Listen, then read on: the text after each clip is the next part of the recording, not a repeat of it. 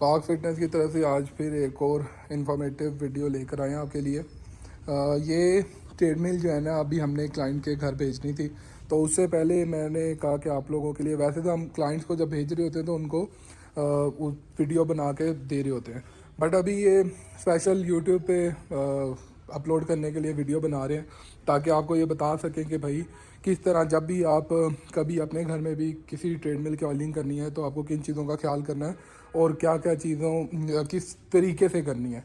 तो इंशाल्लाह उसे हम स्टेप बाय स्टेप गाइड करेंगे, तो जुड़े रहे हमारे साथ वीडियो में।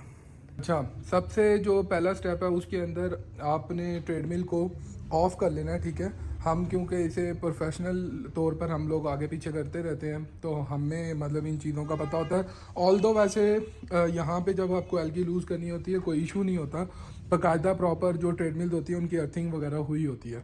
तो आपने करना ये है कि जिस तरह अभी ये ट्रेडमिल पड़ी हुई है इसके अंदर जिस तरह भाई कर रहे हैं इस तरह आपने ये यहाँ पे डाल के इसके अंदर आपको नज़र आएगी एक एल की, ठीक है। बेसिकली उसका पर्पज़ ये है कि जो अभी ये ढीला कर रहे हैं ना, ये जो आपको रूलर नज़र आ रहा है ना बैक साइड वाला, ये वाला रूलर, इसको ये दोनों तरफ से ना इसको लूज़ करेंगे ताकि ये जो बेल्ट है आपकी बेल्ट इसको हम आराम से उठा सके। ये अभी आपको नज़र आएगी, अभी आराम से बेल्ट उठ रही है। अदरवाइज़ जब ये सर्विस के बाद टाइट होंगे तो ये फिर बेल्ट अपनी जगह से नहीं मूव करेगी। अब इन्होंने ये यहाँ से साइड से पीछे लूज़ कर लिया तभी बेल्ट फ्री हो चुकी है। अब जैसा कि आप देख सकते हैं कि भाई जो है ना इन्होंने ये ट्रेडमिल अब आराम से लूज़ कर ली थी, इसीलिए उनका जो हाथ है वो आराम से बेल्ट के नीचे जा पा रहा है और वो आराम से उसकी बेड की जो बेल्ट के नीचे जो होता है बोर्ड सा, इसको ट्रेडमिल बेल्ट बोलते हैं, इसकी ये सफाई कर रहे हैं। अगर यही बेल्ट टाइट होती तो फिर ये सफाई नहीं हो पाती क्योंकि इतना आपको स्पेस ही ना मिलता कि आप उसमें करते। अच्छा, यहाँ पे एक चीज़ का ये ख़ास ख्याल करना है कि जो नीचे वाली शीट है इसको आप लोगों ने पानी से जितना बचा सकते हो उतना बचाना है। अभी भी आप देख सकते हैं कि वो बिल्कुल एक ड्राई कपड़ा लेके उसके साथ प्रॉपर तरीके से नीचे बेड पे जो भी डस्ट है उसको रिमूव कर रहे हैं। और इसको करने की रीज़न ये होती है कि जब आप इसके ऊपर ऑयलिंग अप्लाई करते हो तो वो जो ऑयल हो वो उसके अंदर नीचे जाके थिक ना हो जाए, कीचड़ सा ना बना दे। अगर वो नीचे आपके डस्ट पड़ी हुई और आपने जस्ट सिंपल ऑयलिंग कर दी तो ये जो बेल्ट है बजाय आपकी स्मूथ होने के और अच्छा आपको एक्सपीरियंस देने के उल्टा ये हार्ड हो जाएगी क्योंकि उसको नीचे से रेजिस्टेंस ज़्यादा मिल रही होगी। तो ये हो गया हमारा सेकंड स्टेप। अब हम चलते हैं थर्ड स्टेप की तरफ। अब ये जैसा कि आप देख सकते हैं भाई के हाथ के अंदर है सिलिकॉन ऑयल, ठीक है। ये स्पेशली आता है ट्रेडमिल के हवाले से। इस ऑयल के से रिलेटेड भी मैं आपको वीडियो के आखिर में बताऊंगा कि आपको जब मार्केट जाना है तो इस ऑयल को परचेज़ करते हुए किन चीज़ों का ख्याल करना है। अब उन्होंने अपने हाथ के अंदर इस ऑयल को डाल रहे हैं और बेल्ट को ऊपर लिफ्ट करके नीचे जो बेड है उसके ऊपर सही से इस ऑयल को रब कर रहे हैं। ये जब इस बेड के ऊपर सही से रब होगा ऑयल और उसके बाद जब इस मशीन को हम ऑन करेंगे और चलाएंगे तो फिर ये जो इसके सारी के सारी बेल्ट की जितनी भी नीचे वाली जगह है उस पर यह सारे का सारा ऑयल ऑटोमेटिकली अप्लाई हो जाएगा। और ये जब हम शुरू के अंदर करते हैं तो फिर हम लोग इसको ऑयलिंग थोड़ी ज़्यादा एक्स्ट्रा करते हैं। उसकी रीज़न ये होती है कि काफ़ी अरसे से ये ड्राई होती है बेड भी और बेल्ट भी। जब आपने अपने घर के अंदर इसको करना है तो फिर आप लोगों ने इतना ज़्यादा जनरल सर्विस के अंदर इतना ज़्यादा ऑयल अप्लाई नहीं करना। जैसे जैसे आप टाइम गुजरेगा और जब एक बारी कंप्लीट सर्विस करवाएंगे तब आपने नीचे से अच्छे तरीके से पुराने वाला ऑयल खुश करवा के देन फिर दोबारा से इतना ही ज़्यादा ऑयल अप्लाई करना होगा। तो ये जिस तरह अभी इस साइड पे कर रहे हैं इसी तरह ये इसकी दूसरी साइड पे भी करेंगे। इसके बाद फिर हम चलते हैं नेक्स्ट स्टेप की तरफ।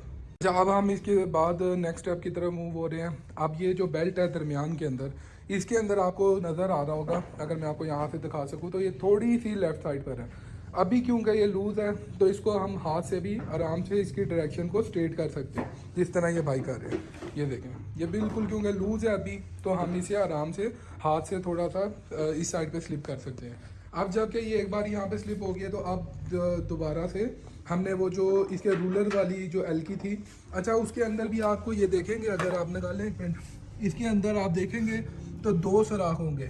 बेसिकली ये ट्रेडमिल टू ट्रेडमिल वेरी करता है। जिस तरह अब कुछ ये साथ में आपको ट्रेडमिल का दिखा दूँ, ये जो साइड पे राइट साइड पे एलकी है ये इसकी बेल्ट की है, जबकि जो छोटे वाली एल की होगी या किसी भी जो ट्रेडमिल के बैक कप के अंदर जो छोटे वाला सुराख होगा मोस्टली वो इसका ये जो बैक कप होता है इसका होता है। जो बड़े वाली एल की होती है वो मोस्ट प्रॉबेबली आपकी ये जो रूलर है इसकी होती है। अब जितना इस भाई ने करेंट हाइट जितना इस भाई ने लूज करते हुए उस एल की को घुमाया था लेफ़्ट की तरफ या राइट की तरफ, उतना ही अब ये दोबारा जब आप टाइट करेंगे तो इसको क्लॉकवाइज घुमाएंगे। क्योंकि उन्होंने खोली है तो उनको याद है कि उन्होंने लेफ़्ट हैंड पर कितनी बारी इसको रोटेट किया था, तो उतनी ही बारी ये राइट साइड पे रोटेट करेंगे।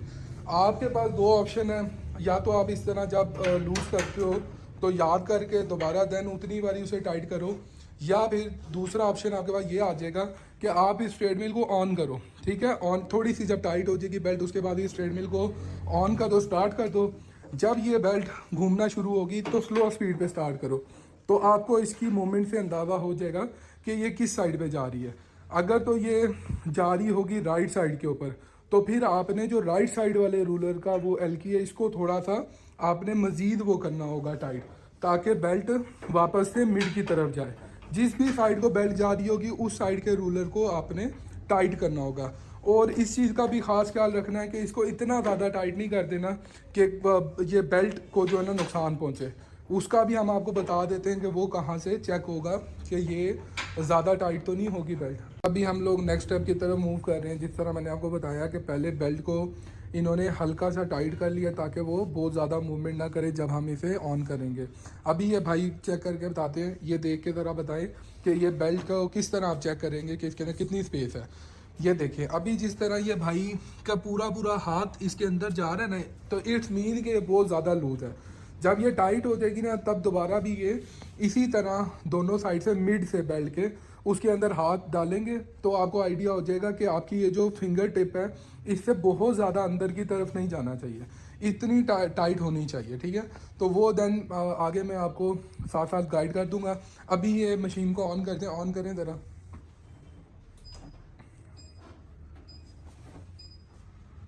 अभी ये देखें, अभी ये चलना शुरू हो गई है और अभी इन्होंने बहुत ही कम स्पीड पे चलाई हुई है, 1.0 पे चलाई हुई है।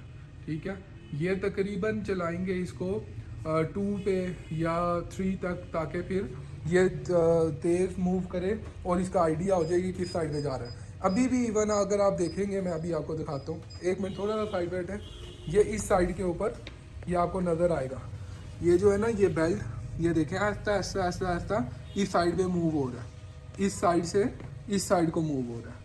ठीक है, तो ये ऐसा पे इन्होंने इसीलिए चलाई है। अभी ये यहाँ से इस वाली साइड से टाइट करेंगे। अगर हमारी बेल्ट पहले टाइट होती तो फिर हम इसको लूज़ करते मज़ीद इस साइड से। अभी आप नेक्स्ट स्टेप पर हम आगे हैं। जिस तरह अभी आपने देखा था उस टाइम बेल्ट थी लूज़। ठीक है, उस लूज़ बेल्ट के ऊपर अब हमने इसको 4.5 उस पर चलाया ताकि हम इसको ये देख सकें कि बेल्ट आगे पीछे तो नहीं मूव हो रही। अब ये भाई इधर से वापस जिस साइड को बेल्ट जा रही होगी, और वैसे भी हमने टाइट करनी थी इसे, तो उस हिसाब से ये थोड़ा थोड़ा इसे टाइट करेंगे। और फिर टाइट बेल्ट किस तरह की लगती है वो मैं आपको आखिर में बताता हूँ कि जी उसकी क्या पहचान होती है कि बेल्ट टाइट हो चुकी है।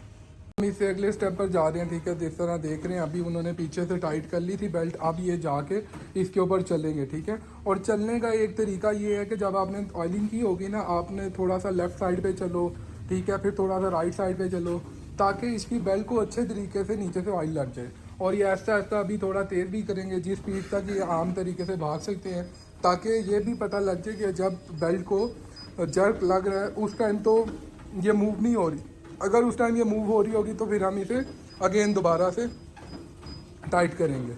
अभी ये स्पीड इंक्रीज़ कर दी है और ये फिर इसके ऊपर थोड़ा जंप लेंगे ताकि ये बैक साइड से हम ये अंदाज़ा लगा सकें कि बेल्ट तो नहीं मूव हो रही आगे पीछे। इस तरह आपने भी करना है। और अब देखें जिस तरह ये लेफ़्ट पे, राइट पे, मिड में इस तरह चल रहे हैं ताकि ऑयल इसको अच्छे तरीके से नीचे लग जाए। उसके बाद हम नेक्स्ट स्टेप पर आगे साइडों पे पाँव रख के अब इसको स्पीड ज़्यादा करेंगे ताकि अब फुल स्पीड के ऊपर भी एक बार ये चेक हो जाए कि बेल्ट आगे पीछे तो मूव नहीं हो रही। अभी ये देखिए आप स्पीड इंक्रीज़ की जा रही है। ठीक है,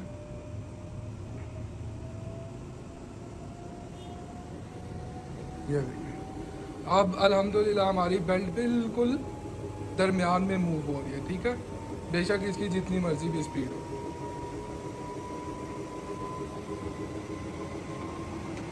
और इस वीडियो में हमने सिर्फ और सिर्फ बेल्ट से रिलेटेड गाइड किया। नेक्स्ट टाइम इंशाल्लाह जो वीडियो बनाएंगे उसमें ऑल ओवर सर्विस का बताएंगे कि इंक्लाइन को किस चीज़ की सर्विस चाहिए होती है और बाकी के पार्ट्स को आपने किस तरह सर्विस करना होता है। ये जो है इसके अंदर जब आपने ये सब कर लेना है, उसके बाद लास्ट में आपने करना ये है कि इस बेल्ट को आपने मिड से उठाना है और इसको देखना है कि ये कितनी टाइट है। अगर तो आपकी ये 4 उंगलियों से ज़्यादा इस बेल्ट के अंदर जा रही हैं तो इट्स मीन कि ये अभी भी लूज़ है, और अगर 4 उंगलियों तक आपकी इस बेल्ट के अंदर जाती हैं तो इतना वक्फा इसके लिए ठीक है। अच्छा, जैसा कि मैंने आप लोगों को बताया था कि इस वीडियो के एंड के अंदर मैं आपको बताऊंगा कि ये जो सिलिकॉन ऑयल होता है इसको हम जब मार्केट जाएंगे परचेज करने तो हमें किस तरह का परचेज करना है। ये अगर क्लोज करके दिखा सके कैमरामैन, तो ये जितना थिन होगा, पतला होगा, ये उतना ही अच्छा होगा। अब इसका नहीं मैं कुछ कह सकता कि इसके अंदर कोई मिक्सिंग ना हुई हो, क्योंकि उसका कुछ आइडिया लगा नहीं सकते आप। और जितना ये थिक होगा उतना ही ये मशीन के लिए बेहतर नहीं होगा। उसकी रीज़न ये है कि जितना थिक होगा ये ट्रैक के नीचे कीचड़ सा बनाएगा, जिसकी वजह से जो आपका बेल्ट होगा वो मजीद थोड़ा हैवी होके चलेगा। तो जब आप मार्केट जाओ परचेज करने तो इसकी बॉटल को इस तरह शेक करो और फिर देखो कि ये कितना थिक है या थिन है। अभी ये वाला ऑयल जो है ये हम लोग बाहर से मंगवाते हैं और ये हम लोग 250 ml की बोतल बना के ये देते हैं। अगर आपको ऑयल चाहिए या इससे रिलेटेड, अपने ट्रेडमिल से रिलेटेड आप किसी भी किस्म का इशू फेस कर रहे हो, ख़ास तौर पे ये जो भी आपको इसकी ऑयलिंग से रिलेटेड सारा बताया है, तो आप हमसे व्हाट्सएप पे कांटेक्ट कर सकते हो। इंशाल्लाह वर्किंग आवर के अंदर हम आपको ज़रूर असिस्ट करेंगे। हमारा व्हाट्सएप नंबर है 0303333440। और अगर आप अच्छे रेट के ऊपर और अच्छी एडवाइस के साथ कोई भी फिटनेस इक्विपमेंट अपनी बाय करना चाहते हो तो आप हमारा स्टोर विजिट कर सकते हो, जो कि है रावल रोड, रावलपिंडी में। मजीद अगर आप गूगल के ऊपर पाक फिटनेस लिखोगे तो उधर आपको हमारे रिव्यूज़ भी मिल जाएंगे। Thank you so much.